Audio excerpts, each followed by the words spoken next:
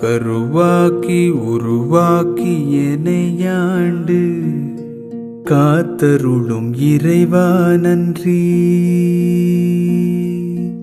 எங்கும் நிறைந்தோனே எல்லை இலாதானே, எங்கேயும் எப்போதும் என் குலம் காப்பவனே. நெஞ்சம் துணிய துணையாய் வருவாய், நேர்மறை உணர்வுகள் பெருகிடச் செய்வாய். உடலில் உறுதியை பெரிதாய் தருவாய், உனை உணரும் அறிவை என்னுள்ளருள்வாய். சுற்றமனைத்தும் காப்பவனே, செய்தொழிலில் ஏற்றம் தருபவனே, எடுத்த செயலில் வெற்றி கொடு, என் ஆற்றல் பெருகிட அருளை கொடு.